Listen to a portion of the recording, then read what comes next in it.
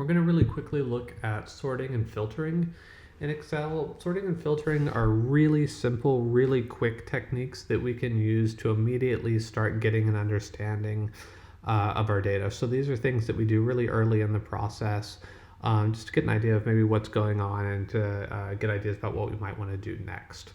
So sorting, really simple. If I have a numeric column, a question that I might want to ask about this data is just like who scores the most points per game.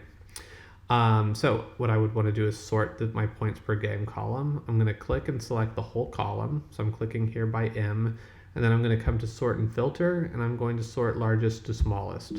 This is really important. It's asking whether I want to expand the selection, which means that when it puts my rows in order here, it's going to move everything in the row together. So basically this name will move with this number. If I choose not to expand the selection, it means that only these numbers are going to be reordered. And that's bad because then everything is not matching, obviously. So we're always going to want to expand the selection. Sort, and now I know who scores the most points per game, Kevin Durant. And I can also start to understand things like, oh wow, he actually scores quite a few more points than the person below him, right? These numbers are much closer together than the difference between 27 and 32. So that's immediately interesting. If I want to understand the people who score the least points per game, smallest to largest. And if I ever want to do look into kind of more complicated sorting, I can go to custom sort, but most of the time we're just doing smallest to largest. If I have a column that's text, right, I can also sort A to Z or Z to A, but generally when we're sorting on numeric values, just because that's more interesting.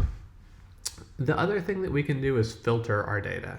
So something I might want to ask is, which centers score the most points per game?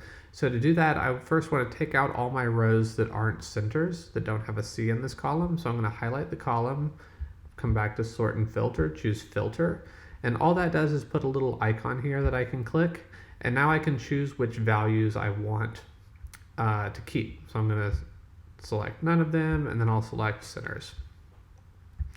All right, so now I only have my centers in my data set, and I could again sort by points per game, largest to smallest, expand my selection, and now I know the center who scores the most points in the league. So again, really simple, really quick techniques that immediately start letting me say something about my data.